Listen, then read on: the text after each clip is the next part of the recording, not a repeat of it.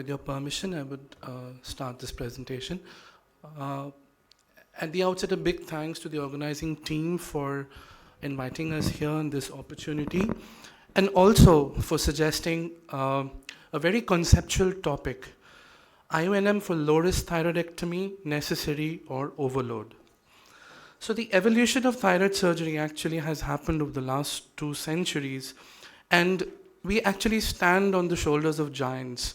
The 3 halls have been named after the 3 big giants of thyroid surgery, and with their work through history, we've learned that there has been a drastic reduction in mortality and complication in the 19th century, and the later half of the 20th century, we've seen refinement of the surgical techniques so as to better preserve the recurrent laryngeal nerve as well as the all the parathyroid glands.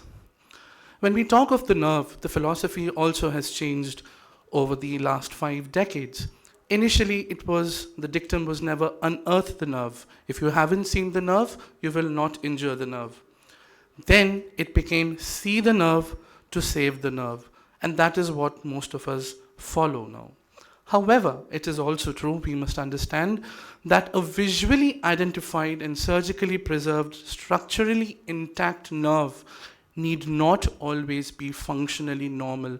And thus, there came the need for a test of functional integrity. And this has also been seen because when you add post-op laryngoscopy to routine post-op management, the incidence of recurrent laryngeal palsy was seen to double. Overall, this data of 25,000 thyroidectomy patients, and this was from Dr. Randolph's group, found that the average post-op vocal cord paralysis rate was around 9.8%, and this was a temporary paralysis, whereas the permanent injury rates are anywhere between the tune of 1 to 2%. But having said that, even this percentage does has an impact on the patient's quality of life, and that led to the evolution of IONM over the years, which was initially intermittent nerve stimulation, transcartilage. Then we had the development of the endotracheal tube with which had the loaded electrodes. And following that, we now have the continuous IONM. So over the last 3 decades, again, the technology of intraoperative nerve monitoring has modified, and we are at a very good space today. Let's dissect the topic. The topic was the role of IONM in low-risk thyroid surgery. Is it necessary, or are we doing an overdose of it? Where does evidence stand? This is a very busy slide, and I'm very sorry for putting up such a busy slide, but I want you to look at the distribution of yes and no's across the slide. The years also are not in exact chronological order, but you will see that there is a lot of heterogeneity in the results of all the studies that have been listed here. And why is that? There were a lot of issues with the initial literature. There was low methodological quality, wherein the numbers were low, it was retrospective, all the data was not documented, and many of the conclusions were flawed. Secondly, there was a lack of standardization with respect to the definition of loss of signal, and that has happened maybe over the last 8 or 10 years. There were also conflicting results on the efficacy. Some studies reported that there was no difference, some studies reported that there was difference, and heterogeneity had a big role to play. Again, the absence of patient-centric outcomes. It was just the presence or absence of hoarseness of voice in many of the initial studies, and it's only after 2014 that majority of the studies included a post-op laryngoscopy evaluation, and some studies even have an objective voice analysis. Again, cost effectiveness analysis were flawed because many of these studies did not include the added costs of having a vocal cord injury, such as legal fees, lost wages, added treatment, and all of that. This was a paper that we did when we were at TMH, which was led by Dr. Anuja Deshmukh ma'am, and I was lucky to be a part of it. And we reviewed a lot of literature till that point in 2021. As you can see, we've divided the results based upon usefulness in reduction of the temporary and the permanent vocal cord impairment. And it was only the studies beyond 2017 that actually started giving us important results or showed a benefit, and that too especially in revision surgery and in cancer surgery. However, IONM is definitely now a part of guidelines. This is the ATA 2025, which shows that intraoperative physiological monitoring may be performed during thyroidectomy for malignancy. Please note, this is the language of ATA 2025. And it's a conditional recommendation with low to moderate quality of evidence. The NICE guidelines, again, they also support the use of the nerve monitoring. We had last year the development of the Indian thyroid guidelines, and in chapter 4 we've also mentioned that IONM may be used for cancer cases and for recurrent cases. And as recently as 3 months back, this was an Indian expert consensus on the use of best practices of IONM led by Professor Prathamesh Pai, Dr. Dick Rose and Dr. Kaustubh Patel sir, along with Dr. Kapre. And they have also enumerated beautifully the importance of the role of IONM. And again, there too, routine use has been labeled as a categoric entity. If you look at all the guidelines, ATA, again, no strong recommendation for routine use. BTA, though, supports routine use, and we'll come back to this UKRETS data. Very importantly, the INMSG guidelines led by Dr. Randolph, they came out in 2017 and then again 2019, part 1 and part 2, and they strongly recommended the role of IONM. The Indian expert consensus, again, as I said, highly recommended for high-risk procedures, optional for low-risk cases. The Japanese and the Asian guidelines, again, are for the use of IONM. So here again, across guidelines, there is some amount of variation, but almost all of them do support the role of using IONM, especially in high-risk cases, and optional for the low-risk cases. Now, what is a low-risk nodule and what is a low-risk surgery? Let's just go back and look at the definition. So if you look at all the guidelines, a low-risk nodule would be defined as something that is intrathyroidal, with the absence of extrathyroidal invasion and limited extrathyroidal invasion in some cases. No nodal spread or minimal nodal burden, less than 5 nodes, and microscopic foci less than 2 millimeters. Size has to be less than 4 centimeters. And we should also include benign thyroid disease with the absence of hypervascularity, retrosternal extension, and of course, prior surgery. So a low-risk surgery is definitely a surgery for a low-risk nodule in case of malignancies, and for a benign, it should be a non-toxic, relatively avascular, and should be an upfront setting. We go back to the results of the study that I earlier showed, and what actually changed over the years in IONM landscape? Guideline standardization happened. Continuous IONM was adopted. The recording electrode had a lot of improvement in the way it was placed. Anesthesia and signal protocols were improved. Most importantly, loss of signal algorithms were finalized and properly defined. Training checklists for the anesthetists, checklists for the surgeons, checklists for the neurophysiologists, all were brought out. And all of this has actually led to, as I showed, all the yeses that you would see were 2014 and beyond, especially after 2018. And what has really changed the game is continuous IONM, wherein you have a real-time assessment of the nerve integrity, of the nerve physiology, and that can help you to stage disease, because many a time, even with the intermittent IONM, you might fail to notice that there has been a loss of signal on the side that you're operating first, and if in that case you go and operate the opposite side, you might land up in a tracheostomy if you injure the nerve in the opposite side as well. So staging the surgery has been an important contribution of the continuous IONM. Now, does IONM usage guarantee nerve preservation? This is a philosophical question, and my answer to it is, it's how the surgeon applies the technology. Just merely using IONM will not prevent the nerve from getting injured.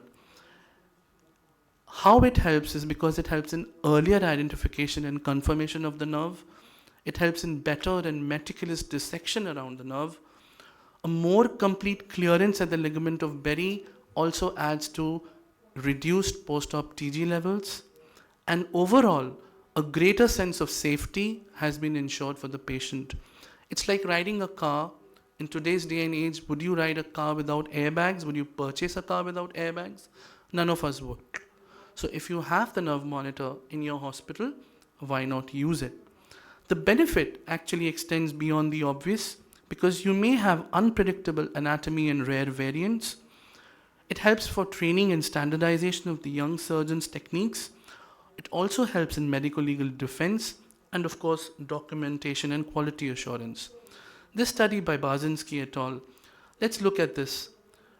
They documented the different anatomical variations of the RLN, and they showed that when RLN visualization was involved along with IONM, they had varying from a 2 to 8% improvement in the identification of these variations as compared to visual identification alone. So if you have identified properly the anatomical variations and the branching patterns, you will be able to save the motor trunk of the RLN.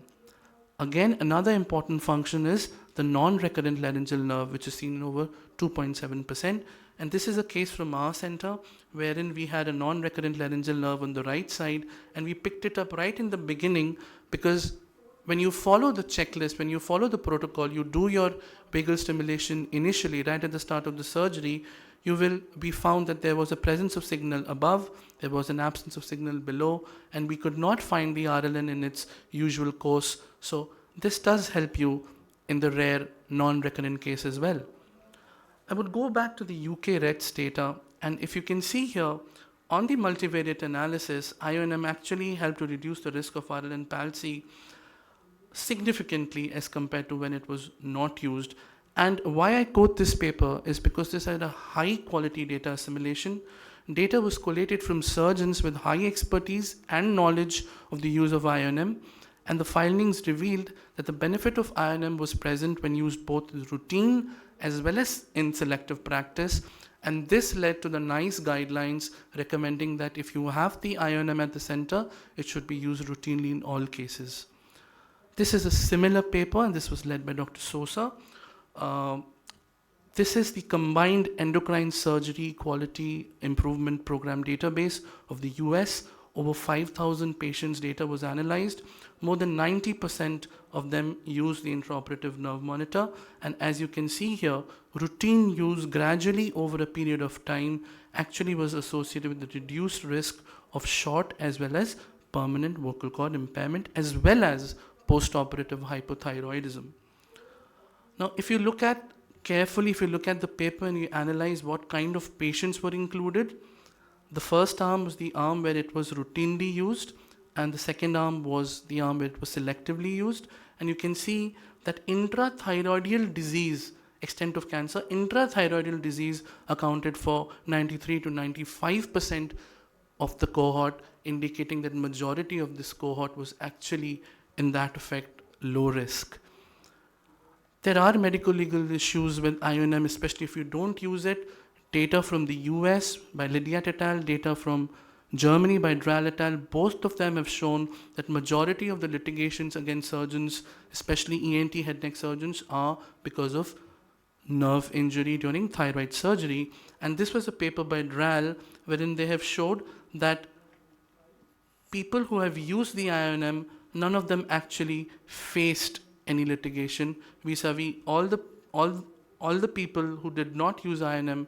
They accounted for majority of the people who were litigated against. For the individual patient, a vocal cord palsy is more than just a vocal cord palsy. There's a lot of frustration, isolation, fear, and altered self-identity seen amongst these patients, as was seen in this study. The important question, is the IONM redundant for high-volume surgeons? Well, no. This paper by the Bai et al., this was the meta-analysis of 2018, which showed the benefit in cancer. This has also showed a significant reduction of total injury and permanent injury when it was used by high-volume surgeons as well. So to come back to our topic, efficacy of IONM, in low-risk thyroidectomy, I think it's a no-brainer. If you have it, you flaunt it. So the take-home message today would be that there are definite benefits of using the IONM. These extend beyond the routine prediction of nerve function alone, and there is enough evidence today to suggest that the benefit improves with time and with volume. And most importantly, there are no guidelines that recommend against its usage. So I'll end with that, and thank you for your patient listening. Thank you very much. Very good presentation. Any questions, please? Excellent presentation, Dr. Dhar. So I have one quick question. If we are using ION monitoring and during this The mic is not working. no, it is working. So if during the course of the surgery we found there is no signal on the one side, you have probably cut the nerve. Okay. So in this setting, will we go for the opposite side or we will abandon the surgery? So if you follow the guidelines, okay, if you follow even the Indian protocols, the recent consensus paper that is there, and even the paper by the INMSG, there are particular LOS checklists that you follow. Okay, so every LOS need not be a true LOS. They can be a false LOS. So the first thing that you do is follow the protocol, check if your stimulating side is active, check if your recording side is working well, and then also look for the laryngeal twitch. If your stimulating side is working well, you have laryngeal twitch in an intact nerve, that would mean that you've had a false loss of signal. If your stimulating side is good, your recording side is good, you do not have the presence of a laryngeal twitch, that means even if the nerve is intact, you might have injured the nerve, most commonly because of traction. The most common reason for injury of the or loss of signal is traction on the opposite side, and it has been seen even in Randolph's series that majority of these loss of signals improve over time.